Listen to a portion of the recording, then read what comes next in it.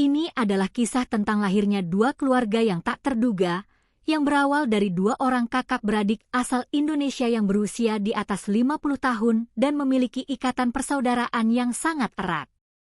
Dalam sebuah perjalanan dinas yang digabungkan dengan liburan ke sebuah kota provinsi, mereka bertemu dan secara tak terduga membuat dua orang kakak beradik perempuan setempat yang berusia 20-an hamil. Budi dan Bambang, dua bersaudara yang sejak kecil tumbuh bersama di Jakarta, memiliki hubungan yang luar biasa akrab. Sang kakak, Budi, dan adiknya, Bambang, hanya terpaut usia 2 tahun, tetapi proses pendewasaan mereka telah menumbuhkan empati yang istimewa. Meskipun orang tua mereka telah lama meninggal, mereka tetap saling bergantung untuk hidup dan bahkan tidak menikah, sepenuhnya menjaga eksistensi satu sama lain dalam dekapan persaudaraan. Suatu hari, perusahaan dagang yang dijalankan Budi, yang khusus mengekspor produk pertanian dan kerajinan tangan, mulai meraup keuntungan besar. Sementara itu, Bambang juga mendirikan perusahaan desain interior yang semakin berkembang pesat. Bidang mereka sekilas tampak sangat berbeda, tetapi ketika mengerjakan proyek properti atau resor, material dan teknik yang dibutuhkan terkadang saling berkaitan. Berkat itu, ada kalanya mitra domestik menggunakan jasa kedua kakak beradik ini secara bersamaan. Jika ada kesempatan, Budi akan merekomendasikan proyek kepada Bambang, atau sebaliknya, menciptakan sinergi yang kuat. Mereka saling percaya begitu dalam sehingga orang lain sering bercanda, "Kalian berdua benar-benar tidak berniat menikah?" Seperti kakak beradik yang saling menikahi saja. Namun, keduanya tidak bersikap negatif terhadap pernikahan, juga tidak terlalu menginginkannya. Dalam kehidupan yang sibuk dan penuh tekanan, mereka telah hidup bersama layaknya sebuah keluarga tanpa merasakan ketidaknyamanan yang berarti. Mereka adalah keluarga, kolega, dan terkadang sahabat karib yang tak terpisahkan. Lalu suatu hari, Budi mengutarakan niatnya untuk pergi ke sebuah kota pesisir di Jawa Tengah untuk mencari sumber pasokan baru dan mensurvei pasar pariwisata. "Dik, mau ikut ke sana tidak? Akhir-akhir ini pelanggan kita bertambah dan pasar domestik juga sangat potensial. Kudengar di sana berkembang pesat, jadi aku berencana melakukan perjalanan dinas sambil berlibur." Bambang tidak berpikir panjang. "Ide bagus, Mas. Meskipun sibuk, sesekali kita perlu istirahat dan jalan-jalan untuk belajar hal baru." Dan memang, ekonomi di kota-kota wisata berkembang sangat cepat belakangan ini. Kedua kakak beradik itu mulai mempersiapkan perjalanan bersama. Mereka menyelesaikan pekerjaan yang tertunda dan terbang menuju kota pesisir tersebut. Mereka mengunjungi banyak tempat di kota itu, menikmati pemandangan yang indah, dan mencari orang-orang yang bisa menjadi mitra bisnis. Pertama, mereka mempertimbangkan kemungkinan untuk memperluas lini produk khas daerah tersebut. Kedua, mereka memeriksa apakah desain interior modern mereka dapat diterapkan pada proyek-proyek di sana, atau sebaliknya, mencari material dan ide kerajinan tangan unik dari daerah itu untuk dibawa kembali ke Jakarta. Setelah lama berkeliling, mengumpulkan informasi, dan merasakan suasana setempat, kedua bersaudara itu singgah di sebuah kedai kopi untuk beristirahat dan melepas lelah. Namun, di sanalah mereka mengalami insiden yang tak terduga. Tunggu dulu. Ponselku di mana?" seru Bambang saat kembali dari toilet ke tempat duduknya. Ponsel yang diletakkannya di atas meja telah raib. Sesaat kemudian, Budi juga panik, "Ponselku juga hilang." Jelas sekali mereka meletakkan ponsel di atas meja, tetapi entah sejak kapan kedua ponsel itu lenyap. Bertanya kepada staf kedai kopi pun tidak membuahkan hasil. Tanpa pilihan lain, kedua bersaudara itu hanya bisa memandang berkeliling dengan bingung. Saat itulah, dua orang pria lokal berpenampilan sangar mendekati mereka, menggunakan bahasa Indonesia dengan dialek Jawa yang kental, dan memberi isyarat seolah bertanya apakah mereka butuh bantuan. Budi dan Bambang saling berpandangan, setengah percaya setengah ragu. Mungkinkah ada yang mau membantu dalam situasi seperti ini? Tetapi tanpa ponsel, menghubungi kantor polisi atau siapapun menjadi sangat sulit. Akhirnya, mereka memutuskan untuk mengikuti pria-pria itu ke tempat yang mereka tunjukkan. Mereka tidak tahu bahwa keputusan ini akan menimbulkan badai besar di kemudian hari, dan hanya dengan naif percaya bahwa orang-orang ini benar-benar berniat baik. Alasannya adalah sifat mereka yang mudah percaya dan tidak mudah curiga pada orang lain. Meskipun keduanya fasih berbahasa Indonesia standar, percakapan menjadi tidak lancar ketika diselingi dialek lokal yang kental. Setelah bersusah payah berkomunikasi dengan bahasa isyarat, akhirnya mereka berhasil mengikuti. Tempat yang dituju sama sekali berbeda dari dugaan mereka. Itu adalah lantai 2 sebuah bangunan yang tampak seperti tempat usaha yang mencurigakan. Begitu masuk, mereka melihat wanita-wanita berpakaian agak terbuka. Kedua bersaudara itu berdiri terpaku, tidak mengerti apa yang sedang terjadi, ketika seseorang yang tampaknya adalah pemilik tempat itu berlari menghampiri, menanyakan sesuatu, lalu memberi perintah kepada staf di sekitarnya. Sepertinya, mereka awalnya sedang menunggu pelanggan tetap, sehingga mereka berkata, "Silakan masuk, Mas," dan mempersilakan kedua bersaudara itu duduk. Awalnya, mereka hanya penasaran, situasi apa ini, lalu duduk. Kedua bersaudara itu memberi isyarat bahwa mereka perlu menemukan ponsel mereka. Anehnya, orang-orang itu malah berkata akan membelikan ponsel baru untuk mereka, lalu menyodorkan selembar kertas dan menyuruh mereka menunggu. Entah apa isinya, tapi kertas itu tampak seperti surat perjanjian yang berkaitan dengan perjodohan atau layanan sensitif. Saat itulah mereka sadar, mungkinkah ini adalah sindikat germo ilegal yang hanya pernah mereka dengar? Mereka tahu dari berita atau desas-desus bahwa jaringan semacam itu tidak hanya ada di kota-kota besar, tetapi juga di banyak kota provinsi, dengan batas antara legal dan ilegal yang sangat kabur. Di sisi lain, para wanita yang berkumpul di sana juga tampak tidak wajar, dengan raut wajah yang sedikit ketakutan. Tepat pada saat itu, dari sebuah ruangan di dalam, terdengar suara seseorang menangis tersedu-sedu, jelas suara seorang wanita. Kedua bersaudara itu bertukar pandang, firasat mereka mengatakan ada sesuatu yang tidak beres. Beberapa saat kemudian, pria yang tampaknya pemilik tempat itu membentak dua wanita yang baru saja menangis. Intinya, jangan begitu. Kalau datang ke sini untuk melayani tamu, ya harus tahu diri. Kedua wanita itu terus menangis.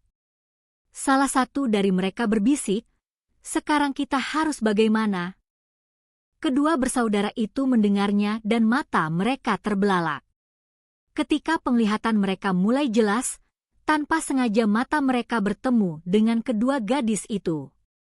Sekilas, usia mereka sekitar 20-an. Bambang dengan hati-hati bertanya menggunakan logat Jakarta yang halus, "Kalian tidak apa-apa?" Salah satu dari mereka yang menangis, bernama Siti, mengangguk dan menjawab, "Iya, Mas. Kami." Mereka memperkenalkan diri sebagai kakak beradik. Kakaknya adalah Siti, adiknya adalah Sari. Keduanya mengaku terjebak di sana karena keadaan keluarga yang sulit. Sebenarnya, sebelum dibawa ke tempat ini, keluarga mereka sudah mengalami kesulitan. Tergiur bujukan bahwa jika mereka berdua bekerja dengan pekerjaan ringan bergaji tinggi, mereka akan menerima sejumlah besar uang untuk merawat orang tua, mereka pun terpaksa menurut. Namun, pemilik tempat dan para perantara di sana telah merampas sebagian besar uang muka, sementara para wanita itu praktis disekap dan dipaksa. Siti dan Sari menangis tanpa henti, mengatakan mereka ingin melarikan diri tetapi kartu identitas, KTP, mereka ditahan oleh pemilik. Terlebih lagi, mereka terpaksa menceritakan semua ini kepada kedua bersaudara itu meskipun baru pertama kali bertemu. Mereka diancam bisa dipaksa melayani pria-pria tua kaya dan harus menahannya. Mendengar itu, Budi dan Bambang sangat marah. Umpatan, dasar bajingan tidak manusiawi, keluar dari mulut mereka. Keduanya memiliki hati yang baik dan tidak bisa tinggal diam melihat orang lain dalam kesulitan. Terlebih lagi, kedua gadis ini masih sangat muda dengan masa depan yang cerah, namun dieksploitasi sedemikian rupa membuat mereka sangat prihatin. Sang pemilik, yang tidak menyadari apa-apa, terus berbicara dengan nada manis bahwa jika kedua bersaudara itu senang, akan ada gadis-gadis penurut yang melayani mereka. Namun, Budi dan Bambang sudah memberi isyarat mata untuk merencanakan sesuatu. Bagaimanapun caranya, mereka harus menyelamatkan kedua gadis itu dan segera pergi dari sana.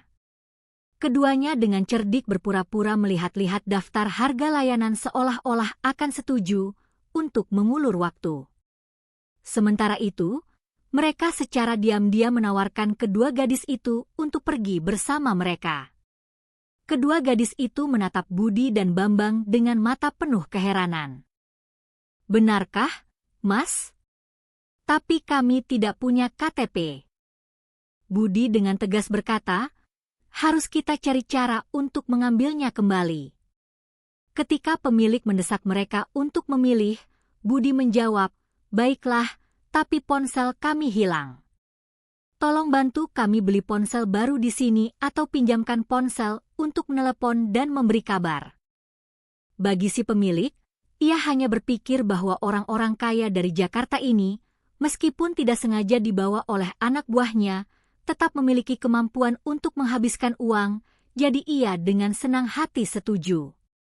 Dengan harapan transaksi akan segera berhasil, ia mengizinkan Budi, Bambang, Siti, dan Sari untuk bergerak sejenak ke area resepsionis.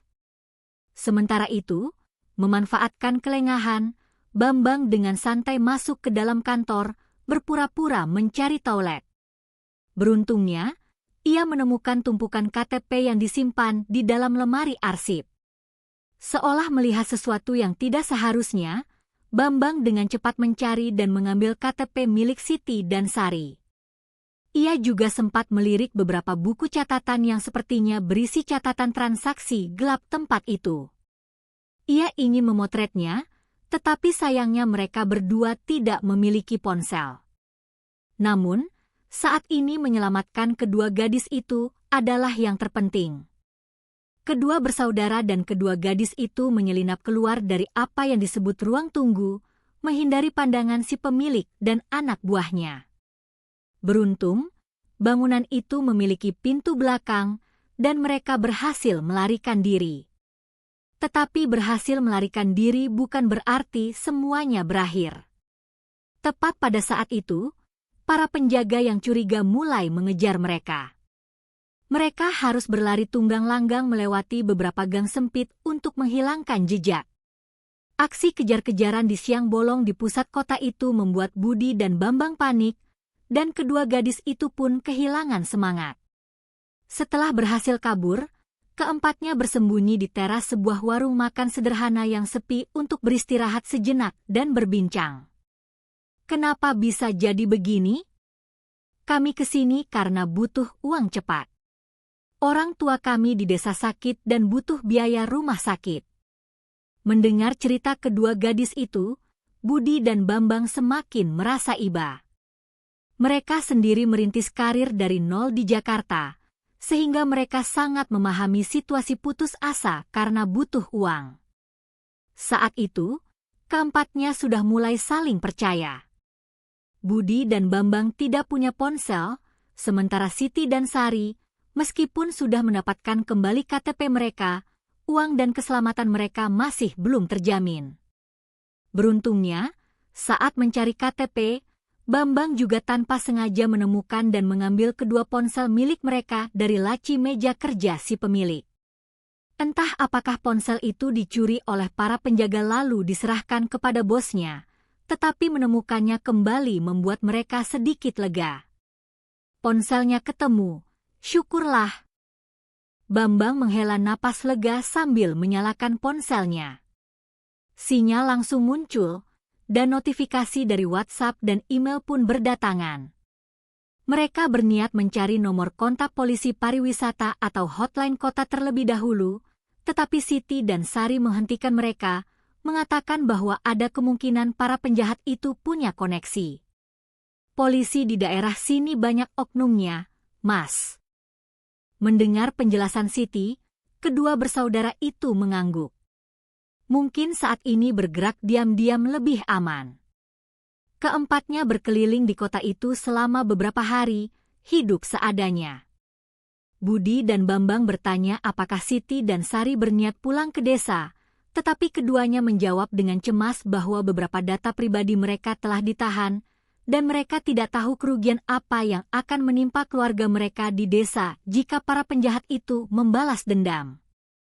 Tidak ada pilihan lain, mereka memutuskan bahwa pergi bersama kedua bersaudara itu akan lebih aman. Selama waktu itu, Budi dan Bambang bertekad untuk menghukum tempat usaha ilegal itu dengan cara lain.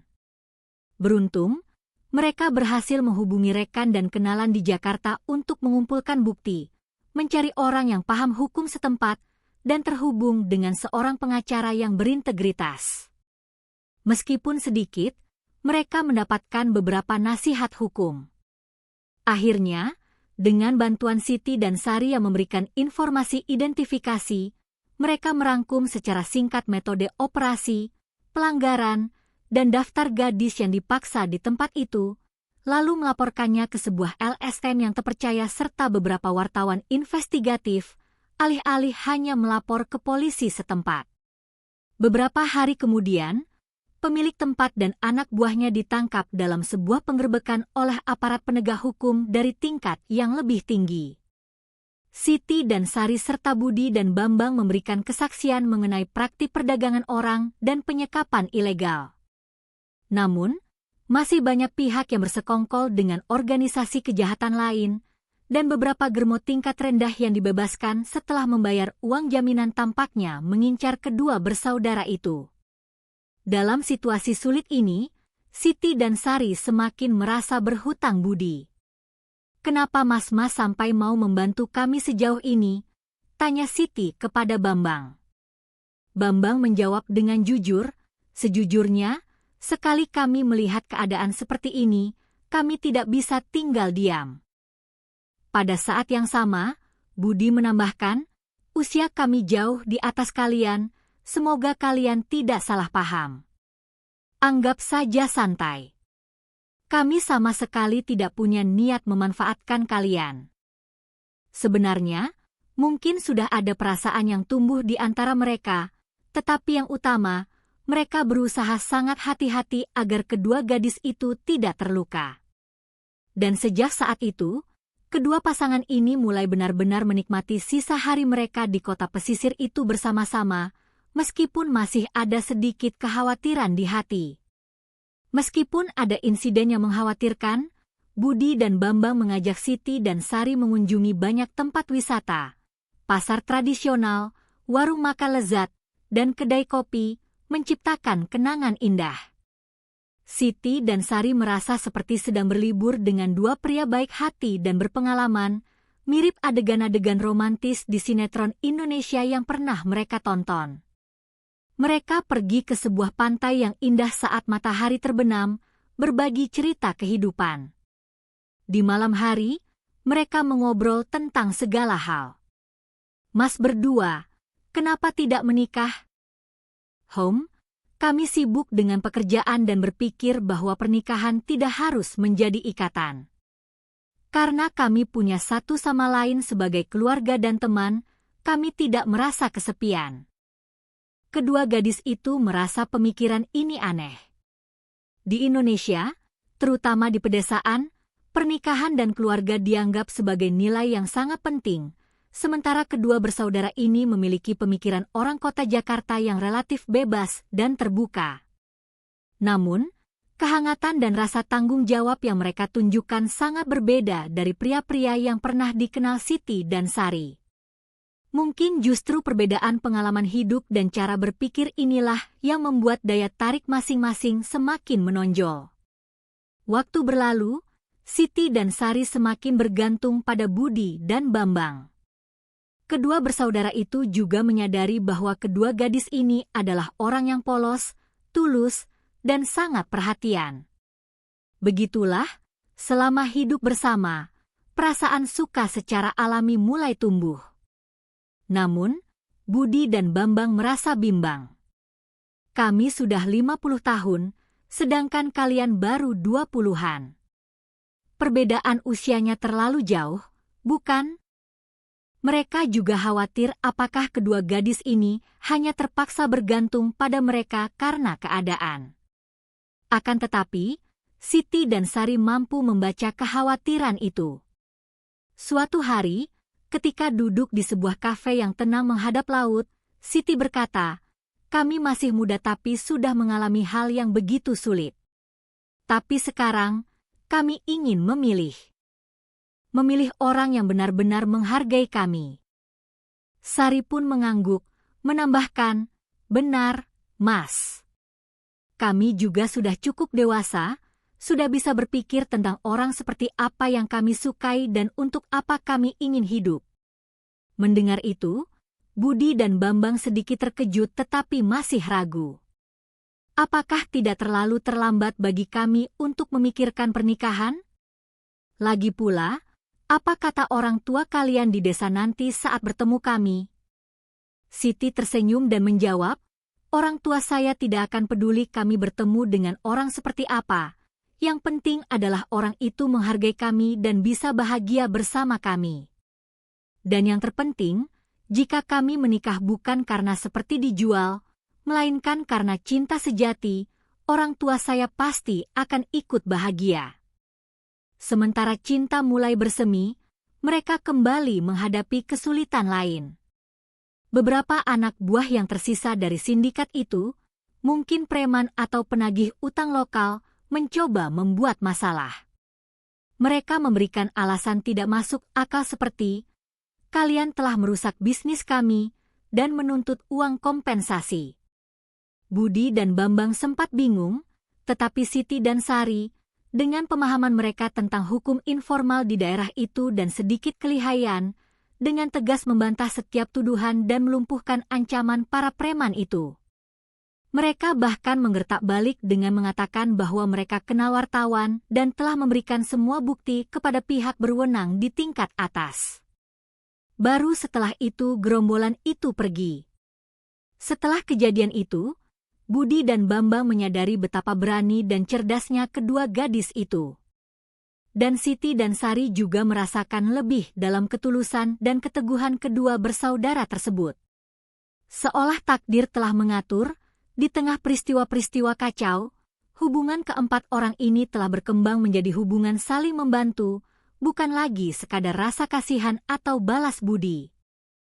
Lalu suatu hari, Bambang menyatakan perasaannya pada Siti, dan Budi menyatakan perasaannya pada Sari.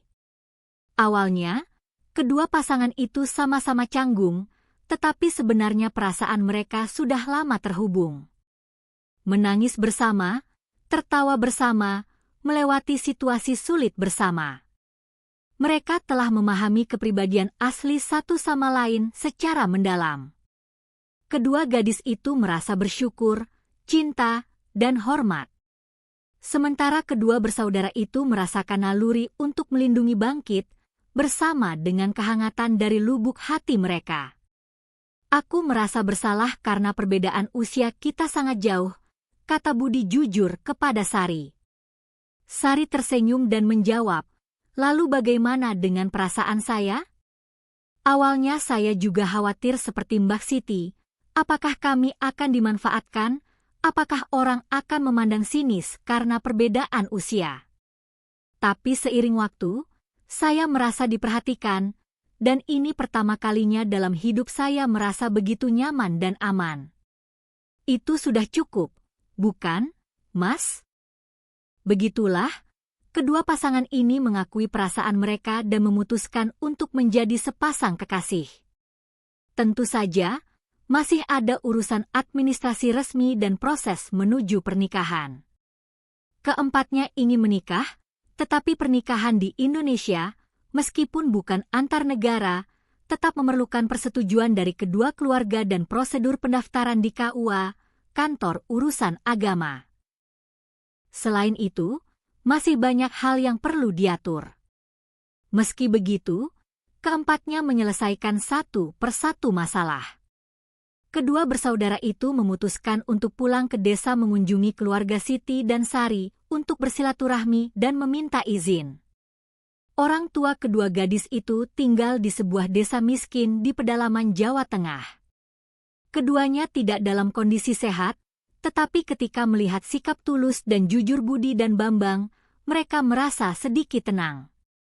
Tentu saja, pertanyaan seperti, apakah benar-benar ingin menikahi anak kami? Kalian sudah berumur, apakah benar-benar tulus? Apakah tidak akan memperlakukan anak kami dengan tidak adil? Terus dilontarkan, tetapi Budi dan Bambang dengan sabar menjawabnya. Kami juga masih banyak kekurangan, Pak, Bu. Tapi kami akan berusaha sekuat tenaga untuk hidup bahagia bersama dan merawat bapak dan ibu. Selain itu, Budi dan Bambang juga melalui koneksi mereka di Jakarta memberikan sedikit bantuan ekonomi untuk keluarga Siti dan Sari. Mereka berusaha membantu secara praktis, seperti menanggung biaya pengobatan orang tua mereka dan mencari tahu apakah ada pekerjaan yang cocok untuk mereka di desa, atau jika mereka mau, pindah ke Jakarta. Namun, bantuan ini datang dari hati sebagai kepedulian terhadap orang yang akan menjadi keluarga, bukan sebagai pemberian. Siti dan Sari sangat berterima kasih akan hal ini dan berkata bahwa mereka juga ingin membalas budi suatu hari nanti. Ketika urusan di kota pesisir itu selesai dan ancaman dari para penjahat telah teratasi, kedua pasangan itu kembali ke Jakarta bersama. Seiring dengan persiapan untuk hidup bersama, Budi dan Bambang juga perlu meninjau kembali bisnis mereka. Perusahaan dagang Budi dan perusahaan interior Bambang memiliki potensi untuk bekerja sama dengan mitra di daerah asal Siti dan Sari. Hal ini semakin didorong oleh informasi dan hubungan lokal yang dimiliki kedua gadis itu. Siti dan Sari berkata, mulai sekarang, kami juga akan menggunakan kelebihan kami untuk membantu mas-mas. Mereka mengusulkan ide-ide pemasaran baru untuk produk lokal atau mencari kerajinan tangan khas yang unik untuk didistribusikan oleh perusahaan Budi. Begitulah, kedua pasangan ini mulai bekerja sama, baik dalam pekerjaan maupun dalam cinta. Ini bukan hanya romansa biasa, melainkan proses menjadi keluarga sejati yang berbagi kehidupan nyata dan masa depan. Waktu berlalu, mereka semakin terbiasa dengan ritme hidup satu sama lain. Siti dan Sari, yang pertama kali merasakan kehidupan di ibu kota, merasa semuanya baru tetapi juga rajin beradaptasi. Mereka bisa belajar keterampilan baru atau suatu profesi, dan Budi serta Bambang memberikan fasilitas penuh. Hari-hari damai terus berlalu. Hingga suatu hari, Siti dan Sari merasakan ada yang aneh dengan tubuh mereka. Dengan perasaan cemas, mereka pergi ke rumah sakit untuk memeriksakan diri, dan keduanya menerima hasil bahwa mereka hamil. Kedua gadis itu saling memandang dengan sedikit terkejut, lalu pecah dalam tangis haru. Dua kakak beradik, pada hari yang sama, di rumah sakit yang sama-sama mengandung anak dari dua kakak beradik lainnya. Kisah yang seolah hanya ada di sinetron terjadi di dunia nyata. Mendengar berita ini, Budi dan Bambang berseru, "Tidak mungkin," lalu terdiam karena sukacita yang luar biasa. Meskipun proses pendaftaran pernikahan resmi belum selesai, mereka berpikir tidak ada lagi alasan untuk menundanya. Orang mungkin akan memandang sinis perbedaan usia mereka dan mengatakan mereka menikah karena alasan tertentu. Tetapi ketika memikirkan masa depan anak-anak yang akan lahir, kedua bersaudara itu hanya merasa sangat bersyukur. Kita menikah. Segera, secara resmi baik secara hukum maupun perasaan, kita menjadi suami istri sejati. Budi melamar Sari, Bambang melamar Siti. Kedua gadis itu sudah lama memutuskan, dan akhirnya keempatnya mulai mempersiapkan pernikahan. Tentu saja, proses persiapannya memiliki kerumitan tersendiri. Mereka harus menyiapkan dokumen untuk pendaftaran nikah dan mempertimbangkan kondisi kehamilan kedua mempelai wanita. Mereka harus menyelesaikan prosedur secepat mungkin. Kedua bersaudara itu juga meminta bantuan teman-teman pengacara mereka untuk memahami peraturannya. Meski begitu, malam-malam panjang mereka habiskan dengan mengobrol penuh antusias tentang di mana dan kapan akan mengadakan pernikahan. Mereka memutuskan untuk mengadakan akad dan resepsi di Jakarta terlebih dahulu, lalu pulang ke desa Siti dan Sari untuk mengadakan syukuran kecil bagi kerabat dan tetangga. Akhirnya, waktu berlalu, dan sebuah pernikahan kecil namun hangat diadakan di sebuah restoran di Jakarta. Kerabat dan teman dekat hadir. Orang tua Siti dan Sari juga dijemput ke Jakarta untuk menghadiri hari bahagia putri mereka. Semua orang berdecak kagum, seperti pernikahan di film-film saja. Siti dan Sari tampak anggun dalam balutan kebaya pengantin, sementara Budi dan Bambang gagah dengan setelan jas, saling memandang dengan penuh kasih. Pemandangan dua pasangan menikah bersamaan membuat para tamu tersenyum puas. Terutama teman-teman Budi dan Bambang yang bertepuk tangan meriah, tidak kusangka, dua orang yang pernah bilang tidak akan menikah malah mendapatkan akhir yang seindah ini. Setelah pernikahan, mereka kembali ke desa Siti dan Sari untuk mengadakan acara syukuran. Sebuah pesta sederhana diadakan di rumah orang tua mereka. Warga desa berdatangan, bersama-sama menikmati hidangan tradisional dan memberikan doa restu. Budi dan Bambang juga mengenakan pakaian adat Jawa, beskap, dan orang tua Siti dan Sari menerima kedua menantu mereka yang membuat bangga keluarga. Begitulah, kedua pasangan ini resmi menjadi suami istri, diakui oleh kedua belah pihak keluarga. Ketika kehamilan memasuki bulan ke-7 dan ke-8, perut Siti dan Sari semakin membesar. Meskipun sibuk dengan pekerjaan perusahaan, Budi dan Bambang selalu berusaha meluangkan waktu untuk menemani istri mereka mempersiapkan kelahiran. Vitamin, pemeriksaan rutin, informasi perawatan bayi baru lahir, banyak sekali yang harus dipelajari. Kedua bersaudara itu bersama-sama memilih perlengkapan bayi, berdiskusi seru tentang nama panggilan untuk anak mereka, dan mendekorasi kamar bayi. Meskipun menjadi ayah di usia 50-an, kasih sayang dan antusiasme mereka justru lebih besar. Itulah perasaan tulus keduanya. Awalnya, orang-orang di sekitar memandang aneh kedua pasangan ini, tetapi seiring waktu, mereka mulai memahami dan mengakui cinta tulus serta perhatian yang mereka berikan satu sama lain. Yang lebih penting, dunia yang akan dimasuki oleh kedua anak yang akan lahir tidak akan terlalu mementingkan perbedaan usia orang tua mereka.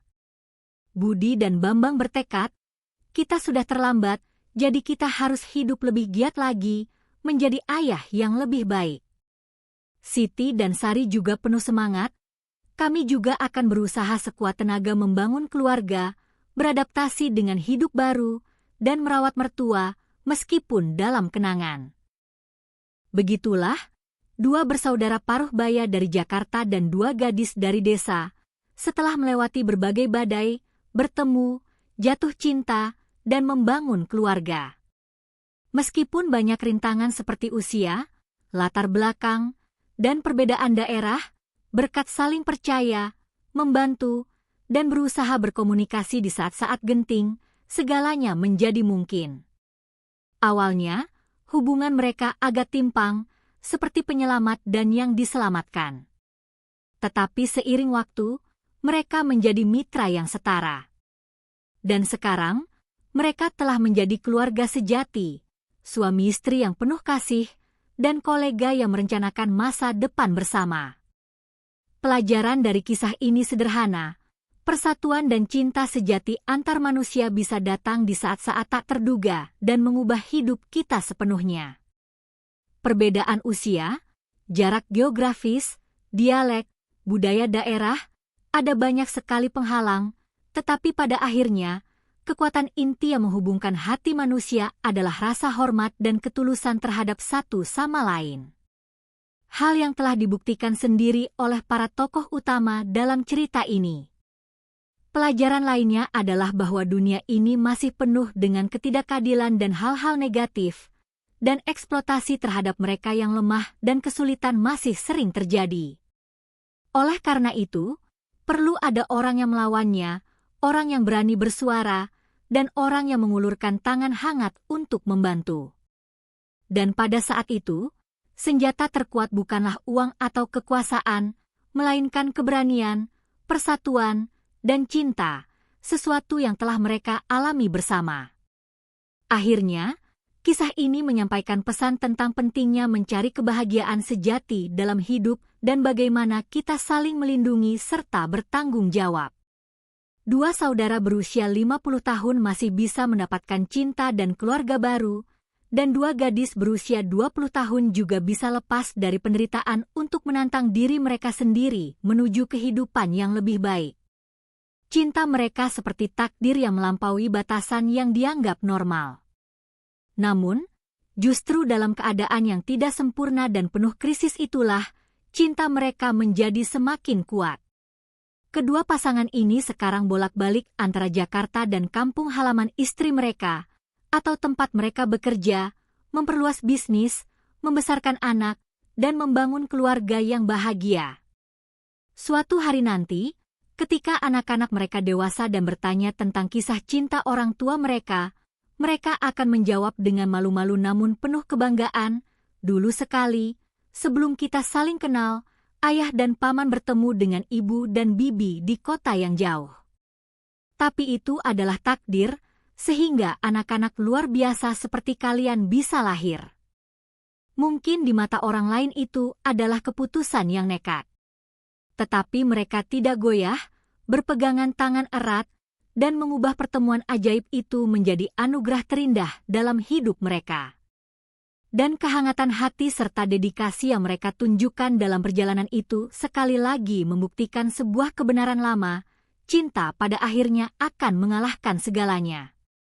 Inilah kisah tentang pernikahan yang istimewa dan indah dari dua kakak beradik berusia 50 tahun dan dua kakak beradik berusia 20 tahun dari Indonesia. Waktu berlalu, kedua keluarga di Jakarta dan di desa menjadi semakin dekat. Setelah pernikahan, kedua pasangan telah menjadi satu keluarga yang saling memahami kehidupan satu sama lain secara mendalam dan mencintai tanpa syarat.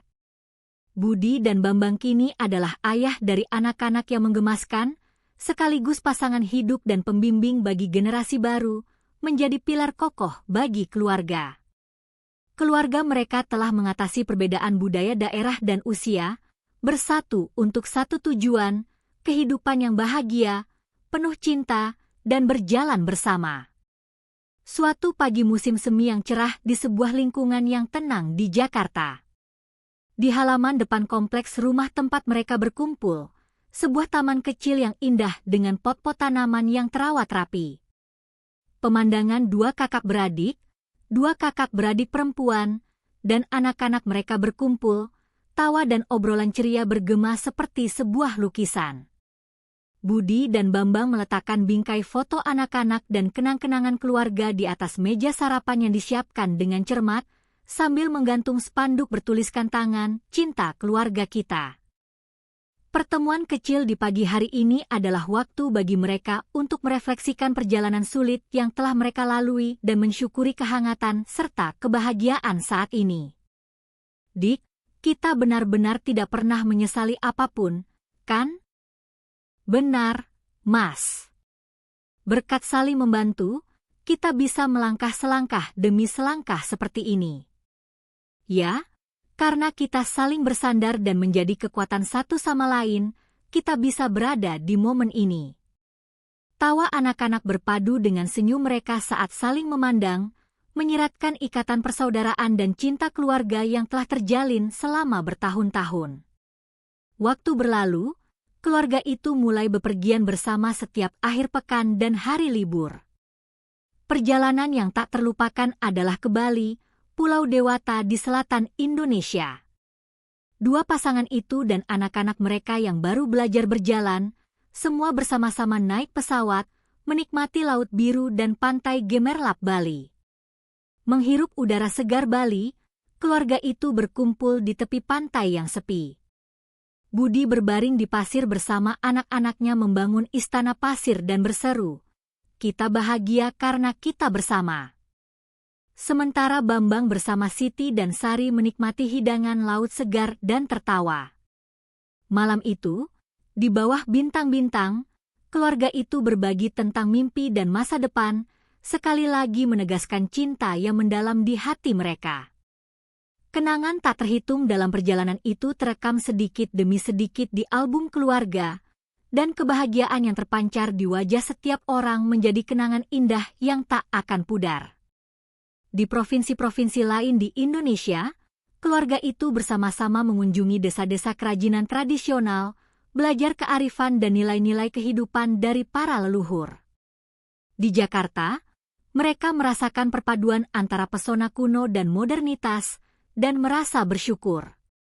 Waktu terus berjalan, dan keajaiban kehidupan baru terus datang ke kedua keluarga. Setelah kelahiran anak-anak pertama, kedua rumah tangga semakin penuh dengan kehidupan. Anak-anak tumbuh dalam cinta dan didikan orang tua, kakek nenek dari pihak ibu, dan anggota keluarga besar lainnya. Budi, Bambang, Siti, dan Sari telah membuktikan sendiri kepada anak-anak mereka pelajaran bahwa cinta mengalahkan segalanya, sambil menanamkan dalam diri mereka nilai untuk selalu saling mencintai dan peduli. Suatu sore musim panas yang hangat, saat piknik di sebuah taman tepi danau di Jakarta, Budi dan Bambang saling memandang, mengenang masa lalu. Waktu kita bertemu di kota pesisir itu, sungguh tidak bisa dipercaya, ya? Tapi melihat kembali sekarang, semua kesulitan itu sepertinya telah membuat kita sekuat ini. Benar. Kenangan tentang mempertaruhkan diri untuk saling menolong telah menyatukan seluruh keluarga kita. Semoga anak-anak kita juga memahami ketulusan hati ini. Anak-anak mendengarkan cerita kedua pasangan itu dengan takjub, dan di mata mereka terpancar harapan dan ekspektasi untuk masa depan. Seluruh keluarga berpegangan tangan erat, seolah mengucapkan janji untuk hidup tanpa penyesalan. Kami tidak pernah menyesali jalan yang kami pilih. Keluarga kita akan selalu bersama. Tak lama, musim berganti, dan musim gugur yang romantis di Jakarta tiba. Meskipun sibuk dengan kehidupan sehari-hari, keluarga itu selalu meluangkan waktu untuk satu sama lain. Meskipun tantangan dalam pekerjaan dan kehidupan terus berlanjut, kedua keluarga telah menemukan kebahagiaan sejati di dalamnya. Suatu hari, sebuah pertemuan keluarga besar diadakan. Semua orang berkumpul, berbagi kekhawatiran, prestasi, dan bahkan kesedihan, saling berbicara dengan tulus. Dalam hidup, terkadang kita mengalami saat-saat sulit dan menyakitkan, tetapi pada akhirnya, semua itu membuat kita lebih kuat. Benar. Momen ini bisa bersama keluarga, tertawa dan menangis bersama, adalah berkah yang tak ternilai. Malam itu, kedua pasangan dan anak-anak mereka berkumpul di sekitar meja makan besar dengan hidangan tradisional Indonesia, berbagi makanan yang disiapkan dengan susah payah, dan saling bercerita tentang kehidupan. Di mata setiap orang, tidak ada lagi penyesalan, melainkan rasa syukur dan sukacita atas momen saat ini. Dalam percakapan itu, kata-kata seperti "jalan ini adalah yang benar" dan "setiap momen yang kita pilih telah menciptakan kebahagiaan hari ini" bergema, dan semua orang mengangguk setuju, sekali lagi bersyukur atas keberadaan satu sama lain. Setelah itu, Keluarga sering berpartisipasi dalam acara budaya dan festival lokal, menikmati berbagai pengalaman yang memadukan tradisi dan modernitas Indonesia. Kenangan yang diciptakan bersama semakin mendalam seiring waktu, dan anak-anak tumbuh dengan alami, melanjutkan sejarah keluarga dan menyadari betapa berharganya hal itu. Setiap hari raya Lebaran, dalam pertemuan keluarga besar, kalimat "setiap orang di keluarga kita berharga" kembali terdengar. Semua orang dengan tulus menanyakan kabar dan saling berpelukan hangat. Kedua keluarga kini bukan lagi sekadar ikatan darah, tetapi telah menjadi teman sejati dalam perjalanan hidup. Pemandangan orang-orang dari latar belakang yang berbeda bertemu, membangun keluarga baru, dan merencanakan masa depan bersama telah menginspirasi banyak orang. Suatu hari, keluarga itu merencanakan kegiatan sukarela bersama. Mereka mengunjungi sebuah desa kecil yang kurang beruntung di daerah pegunungan, menyiapkan makanan hangat untuk anak-anak dan orang dewasa, serta melaksanakan proyek sukarela untuk berbagi kasih kepada sesama yang kurang beruntung. Cinta yang kita terima, sekarang saatnya untuk kita berikan. Benar. Mari kita bagikan kebahagiaan yang dimiliki keluarga kita dengan orang lain. Selama kegiatan sukarela, terkadang mereka menangis bersama, terkadang tertawa terbahak-bahak. Keluarga itu berpegangan tangan erat dan berjanji pada diri sendiri, hidup kita tidak ada penyesalan, momen ini adalah yang paling berharga. Di masa depan, kita akan terus menjadi sandaran satu sama lain dan berjalan bersama. Anak-anak pun mendengarkan kata-kata orang tua mereka, memupuk impian untuk suatu hari nanti memberikan cinta yang mereka terima kepada orang lain. Begitulah, keluarga yang selalu tulus mendukung kehidupan satu sama lain dan tidak pernah melepaskan tangan dalam kesulitan, telah melewati bertahun-tahun dengan semakin sejahtera. Meskipun kehidupan setiap orang terkadang menghadapi tantangan dan kesulitan, gambaran mereka yang selalu tertawa dan saling menyemangati bersama seperti sebuah drama yang mengharukan. Setiap kali pertemuan keluarga tahunan, para orang tua akan berkata, memilih jalan ini adalah pilihan terbaik dalam hidup kita. Dan generasi muda sangat terharu dengan kisah mereka yang memotivasi mereka untuk kehidupan masa depan. Keluarga kita akan selalu menjadi keluarga yang berusaha sekuat tenaga untuk satu sama lain. Kita semua tidak menyesal telah memilih jalan ini. Semua anggota keluarga serempak berseru, bahagia. Cinta keluarga kita. Waktu berlalu, kedua keluarga kini telah melewati beberapa generasi, bersama-sama menulis sejarah sebuah klan. Anak-anak pertama mereka telah dewasa, mulai membangun keluarga kecil mereka sendiri, dan kelahiran jiwa-jiwa baru kembali menjadi benih harapan yang meniupkan kehidupan baru bagi seluruh keluarga. Dalam pertemuan keluarga besar, kenangan dari masa kecil hingga sekarang dikenang satu persatu. Kedua kakak beradik itu dengan tenang menceritakan tantangan, kesulitan, dan momen-momen saat mereka berhasil melewati masa sulit di masa muda. Dan setiap kali, mereka melihat di mata satu sama lain ikatan persaudaraan dan kepercayaan yang membara. Kita mendapatkan kebahagiaan hari ini berkat satu sama lain. Apapun kesulitan yang datang, keluarga kita tidak akan berubah. Keluarga besar setiap tahun saat libur Lebaran atau liburan musim panas mengadakan pertemuan besar di kampung halaman atau di sebuah resor ekowisata. Mereka menggelar tikar di atas rumput yang luas, berbagi makanan dan minuman yang disiapkan setiap keluarga, tawa anak-anak berpadu dengan obrolan hangat orang dewasa. Para anggota keluarga saling menyemangati, terkadang melupakan luka masa lalu dan bersama-sama berbicara tentang mimpi masa depan. Malam itu, di bawah sinar bulan yang lembut, seorang tetua dengan tenang berkata, hidup kita tidak punya waktu untuk penyesalan, setiap momen adalah anugerah yang berharga. Mendengar itu, semua orang mengangguk dan berpegangan tangan erat. Selain itu, keluarga besar ini juga suka bepergian di dalam negeri. Mereka bersama-sama mengunjungi berbagai daerah seperti Pegunungan Bromo yang megah atau desa-desa di tepi sungai di Kalimantan, belajar budaya dan sejarah setiap daerah, dan memiliki waktu untuk berinteraksi dengan orang-orang baru. Kenangan tak terhitung dalam perjalanan itu telah memperkuat pandangan dunia dan nilai-nilai setiap orang, sekaligus sekali lagi mengingatkan mereka akan makna keluarga dan pentingnya saling percaya. Setelah kembali dari perjalanan, keluarga berkumpul, melihat senyum di wajah satu sama lain dan berkata, "Semua pengalaman ini membuktikan bahwa jalan yang kita pilih adalah benar." Fakta bahwa kita bisa melakukan sejauh ini untuk satu sama lain adalah berkah besar bagi kita semua. Waktu berlalu, ketika semua orang telah dewasa dan sekali lagi mulai memupuk mimpi baru. Kedua kakak beradik itu duduk bersama, berbicara tulus tentang masa depan.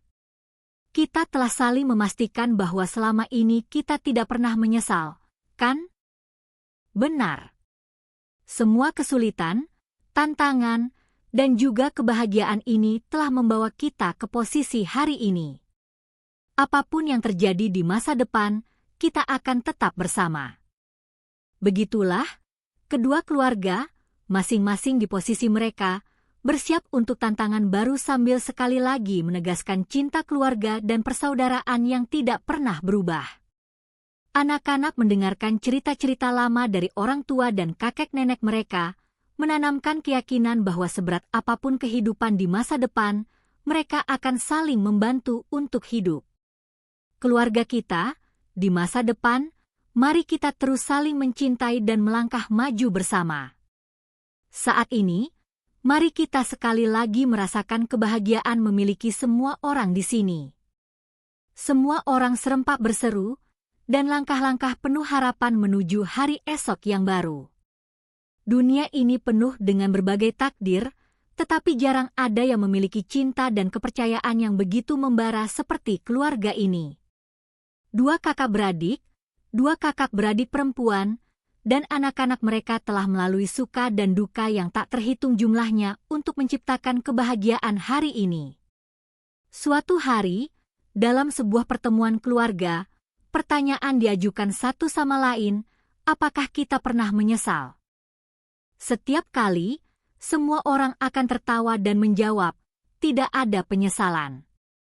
Hanya semua momen kita bersama yang berharga, dan mereka melihat ketulusan bersinar di mata satu sama lain. Begitulah, meskipun waktu berlalu, semua anggota keluarga selalu saling melindungi dengan keyakinan dan cinta yang tidak berubah. Jalan hidup setiap orang berbeda, terkadang ada saat-saat sulit, tetapi semua pada akhirnya bertemu kembali dalam pelukan keluarga, menciptakan kebahagiaan sejati. Keluarga kita, bahkan saat ini pun bahagia, dan di masa depan juga akan begitu. Karena kita dilahirkan untuk satu sama lain. Hanya satu kalimat itu, hati semua orang telah menyatu, dan suara itu menjadi lagu keluarga abadi yang diwariskan dari generasi ke generasi. Cinta keluarga semakin mendalam seiring waktu. Setiap pertemuan tahunan adalah kesempatan bagi mereka untuk sekali lagi menegaskan kenangan hangat, ingatan, dan mimpi masa depan. Anak-anak tumbuh, mengejar impian mereka sendiri, dan orang tua selalu menjadi sandaran yang kokoh saat mereka membutuhkan. Pemandangan mereka yang bersama-sama bergembira atas kesuksesan satu sama lain dan tidak pernah melepaskan tangan dalam kesulitan telah menjadi teladan hidup yang sejati bagi semua orang. Dan sekarang, kedua kakak beradik perempuan, dan semua anak cucu mereka serempak berseru, jalan yang kita pilih, jalan yang kita tempuh, tidak ada penyesalan. Saat ini, keluarga kita adalah anugerah yang paling berharga. Suara mereka bergema ke seluruh penjuru, memberitahu seluruh dunia betapa dalamnya cinta dan persaudaraan mereka. Tak lama, hari berganti, musim semi lainnya tiba. Kedua keluarga sekali lagi mengadakan pertemuan keluarga besar, melihat kembali waktu yang telah berlalu dan berbicara tentang mimpi masa depan. Di sana, Kedua kakak beradik itu membuka percakapan. Setiap momen yang kita pilih dalam hidup ini begitu indah. Kebahagiaan hari ini, kegembiraan hari esok, semua ini mungkin karena kita memiliki satu sama lain. Semua orang saling memandang dengan senyum hangat, dan anak-anak yang melihat pemandangan itu memimpikan masa depan yang penuh harapan. Begitulah, kedua keluarga, dalam takdir mereka, sekali lagi menegaskan nilai dari kehidupan tanpa penyesalan dan berjanji untuk selamanya saling melindungi. Cinta keluarga kita. Seruan tunggal itu terukir dalam di hati semua anggota keluarga, melintasi semua generasi. Kini, mereka siap untuk terus bepergian bersama, menciptakan lebih banyak kenangan, dan menyambut generasi baru. Meskipun melalui begitu banyak penderitaan, kegembiraan, dan pasang surut kehidupan, mereka akan selalu saling melindungi dengan cinta keluarga yang tidak berubah, melangkah maju bersama menuju masa depan. Semua orang dengan suara bulat berjanji, kita semua tidak menyesal telah memilih jalan ini. Saat ini, keluarga kita adalah kebahagiaan terbesar. Dan begitulah, kedua keluarga, dalam pelukan hangat satu sama lain, selalu menyanyikan lagu-lagu harapan. Semoga semua hari di masa depan juga akan dipenuhi dengan cinta dan kebahagiaan seperti saat ini, dan mereka akan selamanya berjalan bersama.